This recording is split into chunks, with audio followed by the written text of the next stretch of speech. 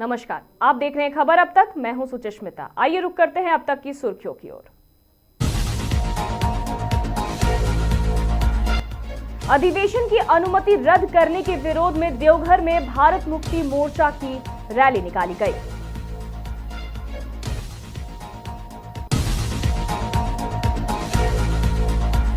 दुर्गापुर में आशा कार्यकर्ताओं का उग्र प्रदर्शन, प्रशासन कार्यालय में जबरन किया प्रवेश।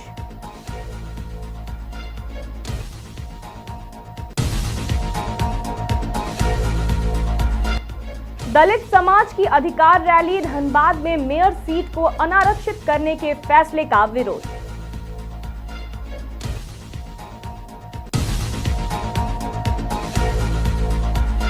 रामगढ़ पुलिस का बड़ा खुलासा, दयाल स्टील फैक्ट्री लूटकांड का पर्दाफाश, 7 सातिर गिरफ्तार।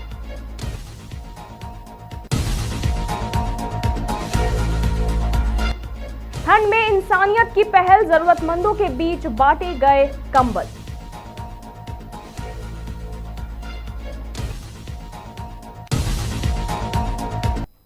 अब बढ़ते हैं विस्तारित खबरों की ओर। देवघर में भारत मुक्ति मोर्चा ने विरोध रैली निकाली। यह रैली अंबेडकर चौक से शुरू होकर टावर चौक तक पहुंची, जिसमें विभिन्न संगठनों के कार्यकर्ताओं ने बड़ी संख्या में हिस्सा लिया। इस रैली में भारत मुक्ति मोर्चा के साथ बहुजन क्रांति मोर्चा, राष्ट्रीय पिछड़ा वर्ग मोर्चा और राष्ट्रीय परिवर्तन मोर्चा के कार्यकर्ता संयुक्त रूप से शामिल हुए। प्रदर्शनकारियों का आरोप है कि बामसेफ का 42वां और भारत मुक्ति मोर्चा का 15वां राष्ट्रीय अधिवेशन, जिसे कटक में आयोजित किया जाना था, उसकी अनुमति प्रशासन ने पहले ही दे दी थी और बाद में कथित तौर पर आरएसएस और भाजपा के दबाव में आकर रद्द कर दी गई। वहीं आयोजकों का कहना है कि अधिवेशन में ओबीसी जाति आधारित जनगणना जैसे अहम मुद्दों पर चर्चा होनी थी। इसे संविधान प्रदत्त मौलिक अधिकारों का उल्लंघन बताते हुए भारत मुक्ति मोर्चा ने 4 चरणों में आंदोलन की घोषणा की है। हम लोग यहाँ से पूछ करेंगे, अगर हमारी मांगे नहीं पूरी हुई, नहीं मांगी गई, पुनः मुझे जो मेरा कटक में अधिवेशन होना था वो परमिशन नहीं देती है भारत सरकार या उड़ीसा सरकार। ये अंतिम चरण का जो मेरा आंदोलन होगा आरएसएस हेडक्वार्टर नागपुर के घेराबंदी का, वो हम लोग पूछ करेंगे और लाखों की संख्या में आरएसएस हेडक्वार्टर तो घेरेंगे और नाकाबंदी करेंगे और वहाँ से भी नहीं माना गया, आगे उग्र आंदोलन भी हो सकता है। क्या नाम है सर? अनूप लाल यादव, भारत मुक्ति मोर्चा। दुर्गापुर में आशा कार्यकर्ताओं का आंदोलन अब उग्र होता नजर आ रहा है। वेतन वृद्धि और सरकारी मान्यता समेत कई मांगों को लेकर लंबे समय से आंदोलन कर रही आशा कार्यकर्ताओं ने गुरुवार को दुर्गापुर महकमा प्रशासन कार्यालय का गेट तोड़कर अंदर प्रवेश किया। बुधवार को स्वास्थ्य भवन जाने से रोके जाने और कई कार्यकर्ताओं को हिरासत में लिए जाने के विरोध में आज यह प्रदर्शन किया गया। कार्यालय के भीतर भी आशा कार्यकर्ताओं ने नारेबाजी की और पुलिस व नगर निगम कर्मियों से तीखी बहस की गई। हालात बिगड़ते देख न्यू टाउनशिप थाने की पुलिस मौके पर पहुंची। आशा कार्यकर्ताओं ने चेतावनी दी है कि यदि उनकी मांगे जल्द पूरी नहीं हुई तो आंदोलन और बड़ा किया जाएगा।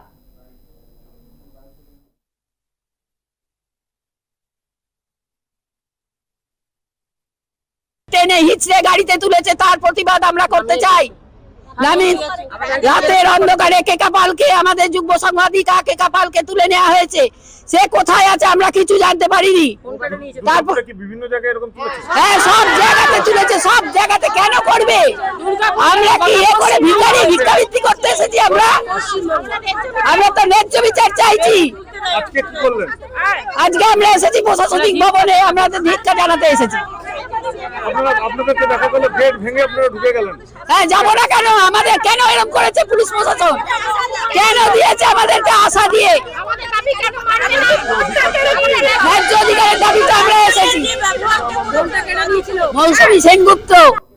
धनबाद नगर निगम के मेयर पद को अनारक्षित किए जाने के फैसले के खिलाफ जिले के दलित संगठनों ने एकजुट होकर जोरदार विरोध प्रदर्शन किया। पूर्व निर्धारित कार्यक्रम के तहत गुरुवार को शहर में दलित अधिकार रैली का आयोजन किया गया, जिसमें धनबाद के विभिन्न दलित संगठनों के प्रतिनिधियों और बड़ी संख्या में लोगों ने हिस्सा लिया। रैली के दौरान प्रदर्शनकारियों ने राज्य सरकार के फैसलों को दलित समाज के अधिकारों पर सीधा हमला बताते हुए नारेबाजी की और मेयर पद को अनारक्षित जाति के लिए आरक्षित करने की मांग की। इस मुद्दे को लेकर धनबाद के समाजसेवी शांतनु चंद्रा उर्फ बबलू पासवान ने नवंबर 2025 में झारखंड उच्च न्यायालय में याचिका दाखिल की थी। याचिका में राज्य सरकार के उस निर्णय को चुनौती दी गई है जिसमें नगर निगम में मेयर पद को 2 वर्गों क व ख में विभाजित किया गया है। याचिका में यह भी उल्लेख किया गया है कि वर्ष 2011 की जनगणना के अनुसार धनबाद में अनुसूचित जाति की आबादी लगभग 2 लाख है। इतनी बड़ी आबादी होने के बावजूद धनबाद में मेयर का पद अनारक्षित रखा जाना समानता और सामाजिक न्याय के सिद्धांतों के खिलाफ है। शांतनु चंद्रा ने कहा कि इस मामले में उच्च न्यायालय में सुनवाई पूरी हो चुकी है और फैसला सुरक्षित है। उन्हें पूरा भरोसा है कि न्यायालय से दलित समाज को न्याय मिलेगा। उन्होंने राज्य सरकार पर तीखा हमला बोलते हुए कहा कि यदि सरकार दलित विरोधी फैसला लेती है तो आने वाले समय में दलित समाज इसका करारा जवाब देगा। देखिए, ये आंदोलनों का आगाज आपको पता होगा कि हमारे हक और अधिकार का जो हनन हुआ, हम चुप थे, शांत थे, क्योंकि हम भी न्यायालय के शरण में थे। हम संविधान के पुजारी हैं, बाबा साहब को मानने वाले हैं, हम शांति के पथ पर चलने वाले लोग हैं। लेकिन हमें लगा कि ये जो सरकार है इसके कान तक अभी तक आवाज नहीं सुनाई दे रहा है। उसी आवाज को सुनाई देने के लिए इन्होंने जिस दलित वर्ग को कमजोर वर्ग समझा था, वही दलित वर्ग आज जो एकजुटता के साथ यहाँ पे उपस्थित हो गया, पूरी सरकार को ये बता दिया है कि हम जो है आपके खिलाफ ये लड़ाई का आगाज कर दिए हैं। आगे भी आप देखिए कि क्या होगा। अभी जो मामला है वो कोर्ट में सुरक्षित है। माननीय न्यायालय ने जो है फैसला को सुरक्षित रखा है। जो भी माननीय न्यायालय फैसला हमारे हित में भी सुनाएगी, हम उसका सर्वसम्मति से सम्मान करेंगे। रामगढ़ पुलिस ने एक बड़ी सफलता हासिल करते हुए दयाल स्टील फैक्ट्री में हुई लूटकांड का खुलासा कर दिया है। गुरुवार को एसपी अजय कुमार ने प्रेस वार्ता कर बताया कि इस मामले में शामिल 7 शातिर अपराधियों को गिरफ्तार किया गया। साथ ही लूटे गए कॉपर वायर, हथियार, नकदी और वाहन समेत कई अहम सबूतों को भी बरामद कर लिया गया। बता दें कि 12 जनवरी 2026 की रात करीब 1:30 बजे 10 से 12 अपराधियों ने फैक्ट्री की 4 दीवारी तोड़कर प्रवेश किया और हथियार के बल पर सुरक्षा कर्मियों को बंधक बनाकर करीब 2000 किलो से अधिक कॉपर वायर लूट लिया था। घटना की गंभीरता को देखते हुए एसआईटी का गठन किया गया। तकनीकी साक्ष्य और सीसीटीवी फुटेज के आधार पर कार्रवाई करते हुए पुलिस ने पहले 6 और फिर 7वें आरोपी को हजारीबाग से गिरफ्तार किया। वहीं इस कार्रवाई से अपराधियों में हड़कंप है और आम लोगों में सुरक्षा को लेकर भरोसा बढ़ा है। गौरी कुमार के पास से देसी कट्टा, 2 जिंदा गोली और 1,03,000 रुपये बरामद किए गए और साथ ही साथ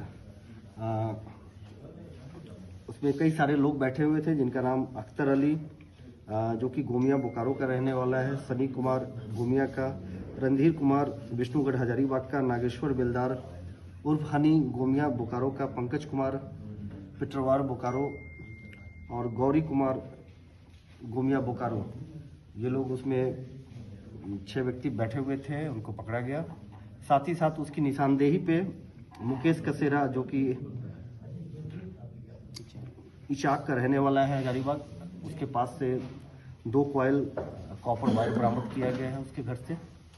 और ये लोग और अन्य कई सारी घटनाओं को कारित कर चुके हैं। पूर्व में भी ये लोग 3-4 बार सभी जेल जा चुके हैं और इनका आपराधिक इतिहास गौरी कुमार का, मुकेश कसेरा का, रणधीर का, सनी कुमार का, सबका आपराधिक इतिहास है और ये हैबिचुअल क्रिमिनल्स है। ये ठंड के बढ़ते प्रकोप को देखते हुए जामताड़ा जिले के पन्नी गांव में जरूरतमंदों के लिए राहत कार्य किया गया। सोसाइटी ब्राइट फ्यूचर की ओर से आयोजित ब्लैंकेट वितरण कार्यक्रम में बेसहारा, गरीब और असहाय लोगों के बीच कंबल वितरण किया गया। इस दौरान सामाजिक कार्यकर्ता मोहम्मद सिराजुद्दीन ने करीब 100 जरूरतमंद लोगों को ब्लैंकेट प्रदान किए। उन्होंने बताया कि संस्था झारखंड सहित देश के विभिन्न हिस्सों में ठंड से बचाव के लिए लगातार ऐसे कार्यक्रम चला रही है। इसके साथ ही सोसाइटी ब्राइट फ्यूचर द्वारा पेयजल संकट को देखते हुए पानी टंकी का निर्माण, बेसहारा लोगों को आवास उपलब्ध कराना तथा शिक्षा और स्वास्थ्य के क्षेत्र में भी सामाजिक कार्य किए जा रहे हैं। इस पहल को लेकर स्थानीय लोगों ने संस्था के प्रति आभार जताया है।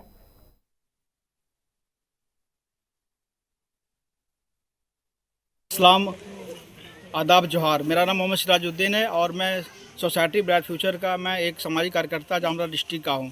ये ठंड को देखते हुए सोसाइटी की तरफ से झारखंड और विभिन्न देश और प्रदेश के तमाम हिस्सों में हम लोग ब्लैंकेट तकसीम करने का एक काम कर रहे हैं। हम लोग लोगों से सहयोगी ले करके और ये काम हम लोग करते आ रहे हैं ताकि कोई परिवार ऐसा ना हो कि ठंड से कोई छूटता हो। और हमारा ये सोसाइटी हमेशा इस काम को करते आ रहा है। समाज में किसी भी मसले पर हर गरीबों को दूर करने के लिए हमारा सोसाइटी खड़ा है। पूर्व बर्धमान के बुदबुद इलाके में मजदूर आंदोलन ने अब और तेज रूप ले लिया है। पानागढ़ इंडस्ट्रियल पार्क स्थित एक प्राइवेट फर्टिलाइजर फैक्ट्री के मजदूर वेतन बढ़ोतरी और मूलभूत सुविधाओं की मांग को लेकर आमरण अनशन पर बैठ गए हैं। 4 दिनों से चल रहे इस आंदोलन में आज तृणमूल ब्लॉक नेतृत्व भी मजदूरों के समर्थन में फैक्ट्री गेट पर पहुंचा। औशग्राम नंबर 2 ब्लॉक के Trinamool block president Sheikh Abdul लालन ने मजदूरों से शांति बनाए रखने की अपील करते हुए फैक्ट्री अधिकारियों से बातचीत और पार्टी के वरिष्ठ नेताओं तक मामला पहुंचाने का भरोसा दिया। मजदूरों का आरोप है कि उनमें ज्यादा काम लिया जा रहा है, लेकिन मजदूरी और सुरक्षा के जरूरी इंतजाम नहीं किए जाते। ब्लॉक नेतृत्व के आश्वासन के बाद मजदूरों को अब जल्द समाधान की उम्मीद नजर आ रही है।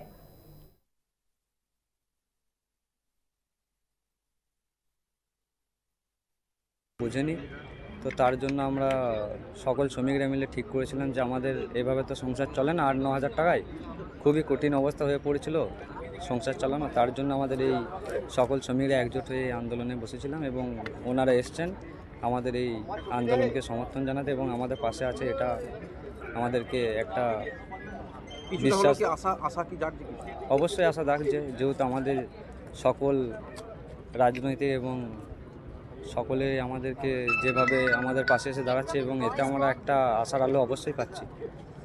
আপনার নাম? আমার নাম রোহিত নায়ক। আমার নেতৃত্বে এসেছিলেন, উনি যে আশ্বাসটা দিয়ে গেলেন যে তোমাদের যে শ্রমিকদের যে দাবি, সে দাবিটা ন্যায্য দাবি, কোনো অনৈতিক বা অযৌক্তিক কোনো দাবি নয়। তোমাদের সাথে আমরা আছি, শ্রমিকদের পাশে আছি, কারখানার কর্তৃপক্ষেরও পাশে আছি। কারখানাও চাই, শ্রমিকও চাই। সেই জন্য ওনারা বার্তা দিলেন যে তোমাদের যেহেতু আমাদের দাবিটা খুব ন্যায্য দাবি, যুক্তিসঙ্গত দাবি, আমাদের উনি পাশে আছেন, আমাদের সাথে আছেন, আমাদের দাবির সহযোগিতা আছেন। কিছু কি আশা কিছু দেখতে পাচ্ছেন? অবশ্যই যখন নেতৃত্ব এসছেন আমার লোকাল প্রশাসনকে উনি টোটাল ব্যাপারটাই জানাবেন। আমরা যেহেতু labour commissioner, DM, SDO, BDO, থানা, আমরা ম্যানেজমেন্ট সবাইকে আমরা বিষয়টি জানাইছি। উনি বললেন আমরা যথারীতি যাচ্ছি, ব্যাপারটা নিয়ে আমরা কথা বলছি, প্রশাসনের লেভেলে আমরা কথা বলছি, কথা বলে তুরন্ত এই সমস্যাটা যাতে খুব তাড়াতাড়ি মেটানো যায় তার ব্যবস্থা উনি করছেন। আপনার নাম? আমার নাম বিদেশ চ্যাটার্জি, আমি INTTUC matrix fertiliser worker union general secretary. Durgapur में कोक ओवन थाना पुलिस ने अंतर्राज्यीय गांजा तस्करी के एक बड़े नेटवर्क का पर्दाफाश किया है। गुप्त सूचना के आधार पर पुलिस ने बस स्टैंड से सटे शिमुल तल्ला स्लम एरिया में छापेमारी कर 3 महिलाओं और 1 पुरुष को गिरफ्तार किया। पुलिस के मुताबिक आरोपियों के पास से 31 किलो 92 ग्राम गांजा बरामद किया गया, जिसे ट्रॉली बैग और अन्य सामान में अंदर छिपाकर रखा गया था। शुरुआती जांच में सामने आया कि झारखंड से बस के जरिए गांजा लाकर दुर्गापुर में सप्लाई करने की योजना थी। गिरफ्तार आरोपियों में ओडिशा और झारखंड के निवासी शामिल हैं और पुलिस का दावा है कि ये सभी एक सक्रिय अंतर्राज्यीय ड्रग गिरोह से जुड़े हुए हैं। गुरुवार को चारों आरोपियों को आसनसोल जिला अदालत में पेश किया गया, जहां पुलिस ने 7 दिनों की हिरासत की मांग की है।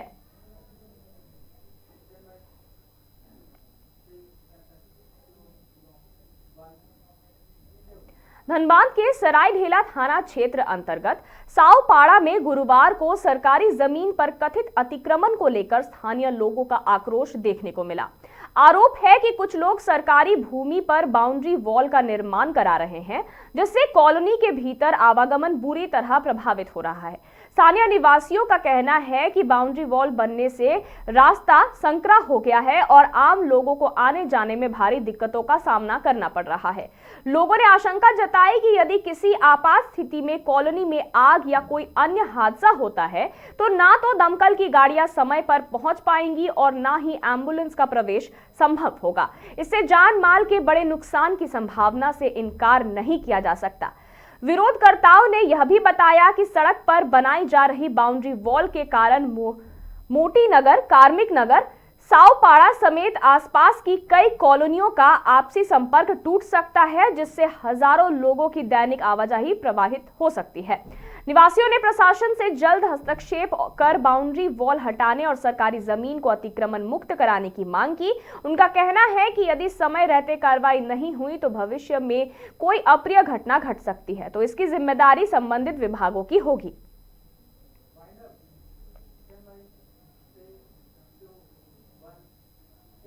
खबर अब तक में फिलहाल इतना ही और खबरों के लिए देखते रहिए मिरर मीडिया।